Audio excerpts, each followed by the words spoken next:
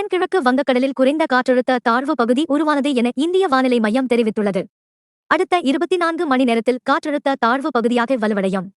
இது மேற்கு வடமேற்கு திசையில் நகர்ந்து டிசம்பர் 12ஆம் தேதி வாக்கில் தென்மேற்கு வங்கக்கடல் பகுதியில் இலங்கை தமிழகம் கடற்கரையை நோக்கி நகரக்கூடும். தமிழகத்தில் ஓரிரு இடங்களிலும் புதுச்சேரி மற்றும் காரைக்கால் பகுதிகளிலும் இன்று முதல் வரும் 11ஆம் தேதி வரை லேசானது முதல் மிதமான மழை பெய்யக்கூடும்.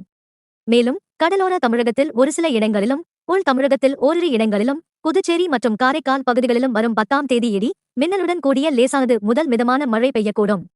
மயிலாடுதுறை, நாகப்பட்டினம், திருவாரூர், தஞ்சாவூர், புதுக்கோட்டை மற்றும் ராமநாதபுரம் ஆகிய மாவட்டங்கள், காரைக்கால் பகுதியில் ஓரிரு இடங்களில் கனமழையும் பெய்ய வாய்ப்புள்ளது. அதேபோல் கடலோர தமிழகத்தில் அநேக இடங்களிலும் உள் தமிழகத்தில் ஒரு சில இடங்களிலும் புதுச்சேரி மற்றும் காரைக்கால் பகுதிகளிலும் வரும் 11ஆம் தேதி இடி மின்னலுடன் கூடிய லேசானது முதல் மிதமான மழை பெய்யக்கூடும். காஞ்சிபுரம், செங்கல்பட்டு, விழுப்புரம், கடலூர், மயிலாடுதுறை, நாகப்பட்டினம், திருவாரூர், தஞ்சாவூர், புதுக்கோட்டை, அரியலூர், பெரம்பலூர் மாவட்டங்கள், புதுச்சேரி மற்றும் காரைக்கால் பகுதிகளில் ஓரிரு இடங்களில் கனமழையும் பெய்ய வாய்ப்புள்ளது.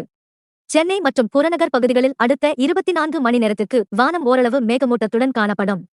நகரின் ஒரு சில பகுதிகளில் லேசான மழை பெய்யக்கூடும் என்று வானிலை ஆய்வு மையம் தெரிவித்துள்ளது.